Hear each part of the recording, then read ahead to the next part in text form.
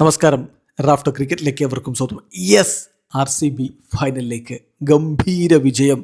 വാവ്, ഇത്തവണയും കിരീടമാർക്കും വിട്ടുകൊടുക്കില്ല എന്ന് കൃത്യമായൊരു സ്റ്റേറ്റ്മെൻറ്റ് പോലെയാണ് ഈ ഒരു മത്സരം എനിക്ക് തോന്നിയത്. ക്വാളിഫയർ 1-ൽ 92 റൺസിൻ്റെ ഗംഭീര വിജയം നേടിയിരിക്കുന്നു. രജത് പട്ടീദാർ അടിച്ച് തകർത്ത അടിക്കലിനെ നമ്മൾ എന്തു പറഞ്ഞ് വിശേഷിപ്പിക്കണം?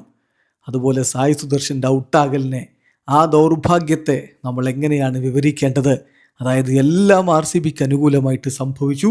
92 റൺസിൻ്റെ ഗംഭീര വിജയം. ആദ്യം ബാറ്റ് ചെയ്ത RCB നിശ്ചിത 20 ഓവറുകളിൽ 5 വിക്കറ്റിന് 254 റൺസ് അടിച്ചപ്പോൾ മറുപടി ബാറ്റിങ്ങിൽ 19.3 ഓവറുകളിൽ 162 റൺസിന് GT ഓൾ ഔട്ടായി. പക്ഷേ GT പുറത്തായിട്ടില്ല.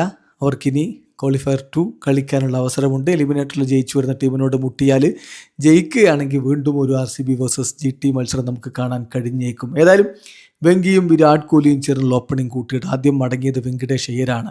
അദ്ദേഹം തന്നെയാണ് അടിച്ചു തുടങ്ങിയത്. പക്ഷേ കാഗിസോ റബാദയുടെ പന്തിൽ ശുഭൻ ഗില്ല് പിടിച്ച് മടങ്ങി. 7 പന്തിൽ നിന്ന് 3 ഫോറും 1 സിക്സും അടക്കം 19 റൺസായിരുന്നു അദ്ദേഹത്തിന് സംഭാവന. വിരാട് കോഹ്ലിയും ദേവദത്ത് പടിക്കലും ചേർന്ന് മുന്നോട്ട്. കോഹ്ലി ടോപ്പ് ഗിയറിലേക്ക് മാറുന്ന കാഴ്ച മനോഹരമായിട്ട് അദ്ദേഹം കളിച്ചു. അർദ്ധ സെഞ്ചുറി നമ്മൾ പ്രതീക്ഷിക്കുന്ന ഘട്ടത്തിലാണ് ജെയ്സൺ ഹോൾഡറുടെ പന്തിൽ അദ്ദേഹം മടങ്ങുന്നത്. 25 പന്തിൽ 5 ഫോറും 1 സിക്സും അടക്കം 43 റൺസ്. തൊട്ടു പിന്നാലെ പടിക്കലും മടങ്ങി.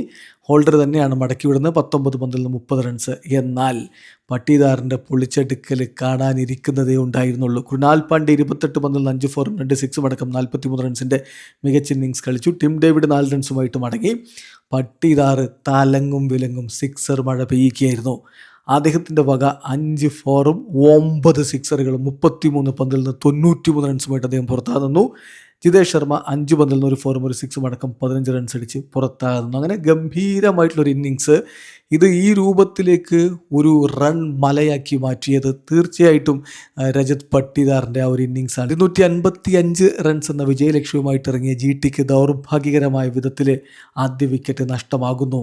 സായി സുദർശൻ മനോഹരമായി ജേക്കബ് ഡഫിയെ ബൗണ്ടറി അടിച്ചതാണ്. പക്ഷേ അദ്ദേഹത്തിൻ്റെ കയ്യിൽ നിന്ന് ബാറ്റ് വഴുതി വീണ് എങ്ങനെയോ ബൗൺസ് ചെയ്ത് സ്റ്റംപിൽ കൊള്ളുന്നു. 9 പന്തിൽ നിന്ന് 3 ഫോർ സഹായത്തോടെ 14 റൺസ് അടിച്ച് ഏറ്റവും അൺഫോർച്ചുനേറ്റായ രൂപത്തിൽ ഹിറ്റ് വിക്കറ്റായിട്ട് സായി സുദർശൻ മടങ്ങി. ഗില്ലാണ് പിന്നാലെ മടങ്ങിയത്. 2 റൺസായിരുന്നു അദ്ദേഹത്തിന് സംഭാവന. ബട്ട്ലർ വന്ന് സിക്സറൊക്കെ അടിച്ച് ടീമിനെ മുന്നോട്ട് കൊണ്ടുപോകുന്നു കരുതി. പക്ഷേ ജോർജ് ഹേസൽവുഡ് മടക്കി വിട്ടു. 11 പന്തിൽ നിന്ന് 29 റൺസായിരുന്നു അദ്ദേഹത്തിന് സംഭാവന. Nishant Sindhu 5, Washington Sundar 8, Jason Holder duck. തീർന്നു, 100 പോലും കടക്കില്ലേ GT എന്ന് തോന്നിച്ച ഘട്ടങ്ങളാണത്. ഒരു ഘട്ടത്തിൽ 65-ന് 6, 78-ന് 7, 88-ന് 8 അങ്ങനെ പോയ ടീമിനെ 100 കടത്തി വിട്ട് 150 കടത്തി വിട്ടത് തീർച്ചയായിട്ടും രാഹുൽ തെവാട്ടിയയുടെ പോരാട്ട വീര്യമാണ്. റാഷിദ് ഖാൻ 8 റൺസുമായിട്ടും റബാദ് 9 റൺസുമായിട്ടും സിറാജ് 5 റൺസുമായിട്ടും അടങ്ങിയപ്പോൾ